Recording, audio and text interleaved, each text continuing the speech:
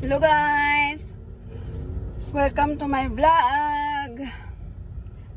Alam namin na marami yung naghahanap sa amin dahil hindi nga kami nagvi-video, nagbablog ng ilang linggo. Kasi guys, ito po yung rason bakit na hindi kami nakapag-vlog. Kasi ang dami naming ginagawa everyday. After our work, we go out to house appointments kasi naghanap nga kami ng bahay na guys, na malipatan. So tuwing labas namin sa work, may mapuntahan kaming isang bahay o dalawang bahay para check namin kung kasya ba sa amin yung lilipatan namin o hindi. Kaya pagdating sa bahay, talagang as in pagod na pagod. Tuwing umaga, alas 4 pa kami gigising, tapos kami uwi ng bahay. May napusuan na kaming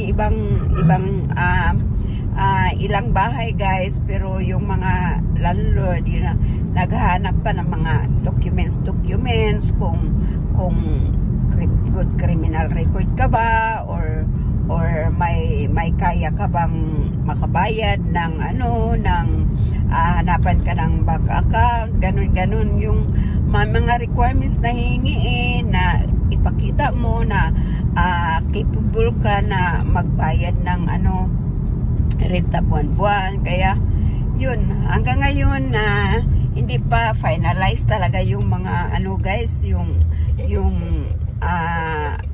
bahay na nahanap namin. So may iba kasing magustuhan mo, pero may iba pa rin na gustong tumingin, kaya hindi pa talaga tinurn over sa amin yung gusto naming lipatan guys. Kaya nagharap pa rin kami hanggang ngayon. Kaya pasensya na hanggang ngayon na hindi pa talaga kami nag-upload ng mga video namin, kasi nagfo-focus pa nga kami sa mga dapat naming importanteng gawin. So by Tuesday may balik na naman kami para isubmit na naman yung documents ni Mia sa agent namin. Kaya ngayon doble-doble ngayon yung trabaho namin na ginagawa, nagsubmit, naghanap ng bahay.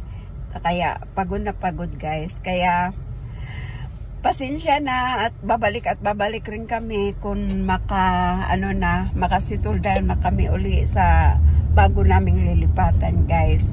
So I miss you all. Take care. Bye bye.